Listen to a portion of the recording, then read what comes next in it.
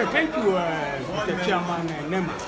Actually, there have been these reports that some IDPs or so, there's a cup of rice or something. I don't know if you're aware of such they're getting cups of rice as palliatives and so forth. Well, the truth of the matter is that why we are also trying to do all this to see how we can alleviate, the suffering of the people. Some people are also looking at the political angle of it. How will any reasonable person make a video where they are sharing 1 cup of rice to show the world that the government is not trying? I am the state chairman, SEMA, and I know what the effort the governor has put in.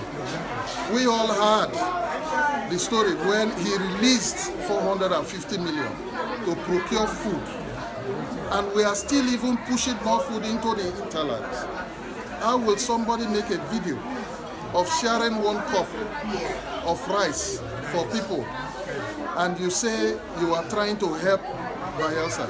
To me, I think it's a politically motivated thing, just to achieve their selfish interests. Okay, thank you, Mr. Chairman. So how many camps? You said there are numerous camps. How many camps so far, IDP camps, are in Bayelsa State now?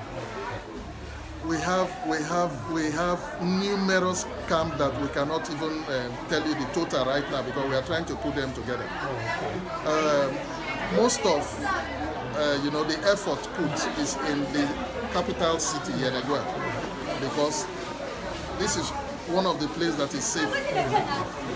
Most of the riverine community has been taken over by the flood, and there is no way we can set an IDP camp in the flood. Maybe 1 or 2 or 3 or 4 areas I know I've identified 1 or 2 higher land that people can. But even reaching them there is also a big problem. That we even have to dispatch our different areas to see how we can get to the displaced people in those riverine areas. And most of our people are also a little bit reluctant to come out from their own, traditional, original home. So how do we get to them is a big problem. But we are making all effort to see how we can get to them, to reach them, even with the help of Red Cross and everybody, to see, because they also need medicals because of the mosquitoes and everything. They need treated mosquito nets. They need so many things. They need food, they need water. So, and we are making all efforts, and that's why we are calling on all well-meaning individuals, corporate organizations, and even the federal government and international donors to come to our help, because we are gradually being overwhelmed by the situation. There are a lot of things we need to do, a lot to reach out to those in the riverine, to reach out to those here. We have a serious humanitarian crisis on our hands. Sir, so right now, we have the prayer commission about palliatives. Now, beyond the palliatives, is there anything that God will do to postpone such incidents in the future? Because many people are saying that there would have been dams that have been built, and many have the opinion, even myself, the opinion that Bayelsa State in its unique nature, if we can maybe take a lead from the former governor to maybe do some dredging or reclaim landfill and reside in the pipeline of me, perhaps do you think government should change their policy focus in terms of the based on this I think what is happening in Bayelsa State is just unfortunate because the states cannot even bear what is happening alone. The flood, as we know, is as a release of water from Lagdo Dam from Cameroon. And ordinarily, the federal government was supposed to construct a buffer dam to hold back this water in Adamawa, and the name of that dam is called Dasin Hausa Dam. Since in the 80s till now, that dam is yet to be completed. And that is what is causing this major disaster we have on our hands. If only the federal government can complete that dam, I heard it's 90% completed, can complete that dam. When Cameroon release their water, that dam is supposed to be like you know, a wedge to hold this water. We wouldn't have been passing through all this, you know, disaster of flooding. So we are appealing to federal government to take the bull by the horn and try to see how they can end this thing once and for all. Bayelsa is a coastal state, so whether we like it or not, during the rainy season, there is, you know, tide, the water tide will always increase and we have some little flooding, but not to this extent or magnitude that we are seeing. So the federal government should please try to put a stop by building and completing that dam in Adamawa State to see how we can at least save the, not just Bayelsa alone, the whole country. Because what we have lost, both human life, both infrastructure, both everything, what we have lost is unquantifiable, more especially the loss of human life. Nothing can compare that. So we are appealing to the federal government to see how they can, you know, tidy up the dams and see how we can stop this process. In terms of dredging, you know, Bayelsa State, what people like Chief Medfordokilo, our elder statesman, has done, and DHSP of Old River State, it is good for we in Bayelsa because we also need it. Because since we're in a coastal area, flooding is a perennial, you know, activity.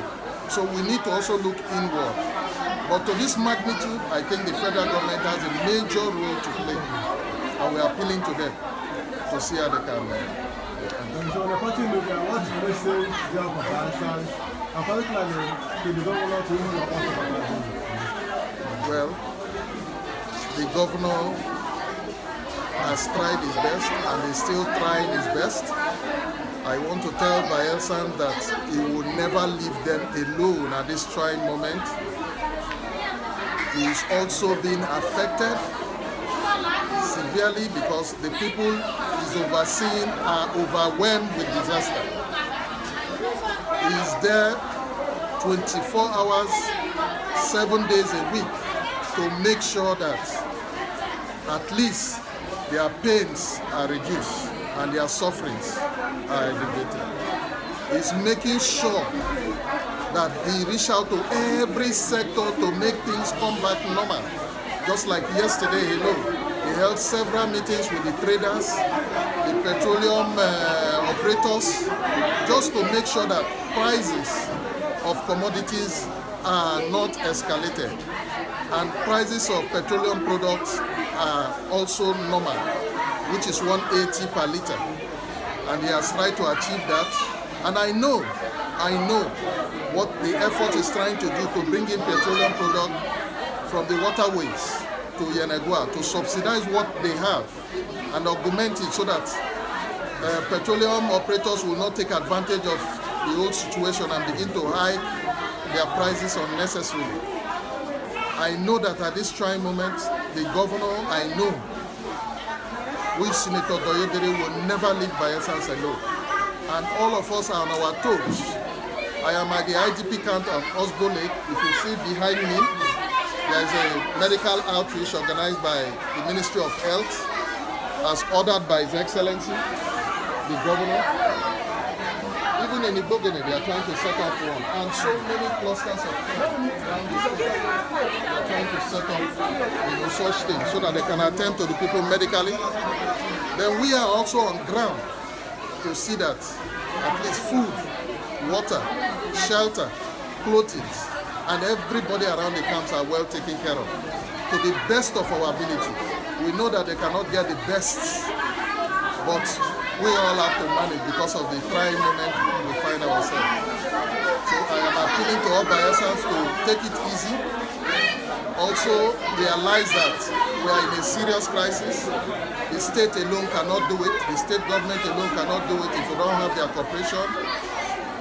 Wherever they find themselves, they should manage and fix up themselves. Even this one shall go over us. You know, I console with them for those that have lost loved ones, for the bereaved families too. I will console with them and will sympathize with them. And we say the Almighty Lord will console them. So on this note, I say God will help Bayelsa. God will surely help Nigeria. Thank you, and God bless us. Thank you, sir. Amen. Your name and your number, please. My name's Honorable Walamam Samuel Igrubia. Okay. Walam. The chairman, Bayelsa State Emergency Management Agency.